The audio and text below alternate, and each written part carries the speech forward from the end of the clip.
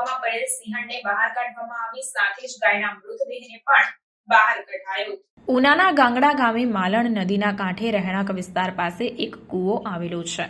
અહીં એક સિંહણ શિકારની શોધમાં આવી પહોંચી હતી અને ત્યાં આસપાસમાં એક બિનવારસુ પશુના શિકાર માટે સિંહણે તેની પાછળ દોટ મૂકી હતી। તેવામાં પશુ સાથે સિંહણ પણ કૂવામાં ખાબકી હતી। ત્યારે વન વિભાગને જાણ થતાં તાત્કાલિક ઘટના સ્થળે પહોંચી સિંહણને દોરડા વડે ખેંચી સલામત રીતે બહાર કાઢી હતી। જ્યારે આ કૂવામાં પશુ ગાયનું મોત નીપજતા તેના મૃતદેહને પણ બહાર કાઢવામાં આવ્યો હતો। આ ઘટનાની જાણ આસપાસના લોકોને થતાં ટોળેટોળા ઘટના સ્થળે ઉમટી પડ્યા હતા।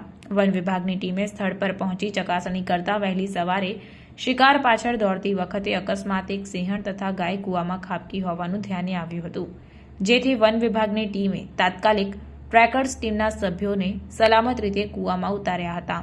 દોરડાના ગાડિયા સલામત રીતે સિંહણને કૂવામાંથી જીવંત બહાર કાઢી પાંજરામાં પૂરવામાં આવી હતી। આ સાથે જ આ કૂવામાં રહેલી ગાય મરી જતા તેના મૃતદેહને પણ કૂવાની બહાર દોરડા વડે કાઢવામાં આવ્યો હતો।